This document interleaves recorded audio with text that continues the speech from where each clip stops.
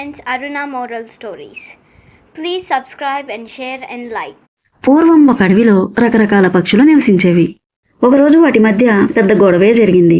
నా కూత బాగుంటుంది అని ఒకటి, లేదు నా పాటే బాగుంటుంది అని మరొకటి వాదులాడుకుంటున్నాయి. దూరం నుంచి అదంతా గమనిస్తున్న ఒక గ్రద్ద అక్కడికి వచ్చింది. మీలో మీరు గొడవ పడితే లాభం లేదు. పక్షుల కూతలన్నీ పాటల ప్రతిలాగే ఉంటాయి. కాబట్టి నేను దీనికి ఒక ఉపాయం ఆలోచించాను అంది. ఏమిటది అని పక్షులన్నీ ఉత్సాహంగా అడిగాయి.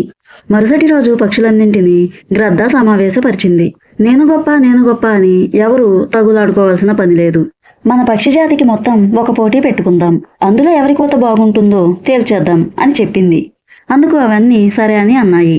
మన స్వరం మనకు బాగానే అనిపిస్తుంది, కానీ బయటి వాళ్లే ఎవరిది వినసొంపుగా ఉందో ఖచ్చితంగా చెప్పగలరు. అందుకే మనలో ఎవరి కూత బాగుంటుందో నిర్ణయించే అధికారం అడవిలోని వేరే జీవికి అప్పగిద్దాం అంది గ్రద్ద. అడవి జంతువుల్లో అతి తెలివైనదిగా పేరొందిన నక్కకు ఆ బాధ్యత అప్పగించాలని అన్ని పక్షులు తీర్మానించాయి. పోటీకి ఒక తేదీ నిర్ణయించుకున్నాయి. గ్రద్ద నక్కకు కబురు పంపింది. ఆ రోజు రానే వచ్చింది. పోటీ కోసం అన్ని పక్షులు ఒక చోట చేరాయి. వాటి దగ్గరికి నక్క, గ్రద్ద కూడా వచ్చేశాయి. ఇక పోటీ ప్రారంభించాలి అని అనుకుంటుండగానే సమీపంలో గ్రామం నుంచి ఒక కోడిపుంజు అక్కడికి వచ్చింది.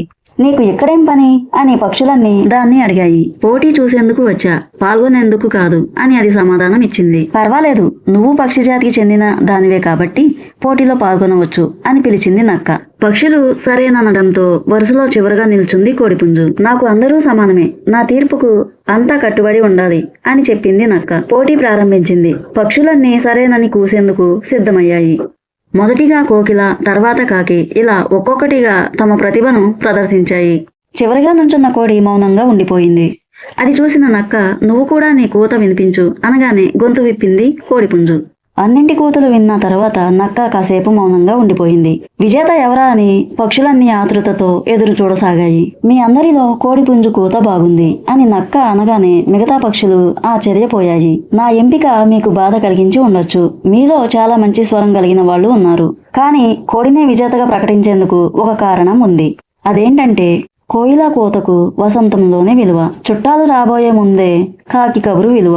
ఇలా ఒక్కో పక్షి కూతకు ఆయా సమయాల్లోనే విలువ ఉంటుంది. కానీ కోడిపుంజు మాత్రం ప్రతిరోజు మనుషులను, ఇతర జీవులను మేల్కొలుపుతుంది. అందుకే ఆ కోడిపుంజు కూతకు ఓటు వేశా అని అంది నక్క. నక్క తెలివికి పక్షులన్నీ ఆలోచనలో పడ్డాయి. నేనే గొప్ప అని ఎప్పుడు విర్రవేగకూడదు. ఒక్కో సమయంలో ఒక్కో పక్షికి ప్రత్యేకత ఉంటుంది. మనకన్నా గొప్పవాళ్ళు ఉన్నారని గ్రహించాలి అని అవి చర్చించుకొని కోడిపుంజును అభినందించాయి.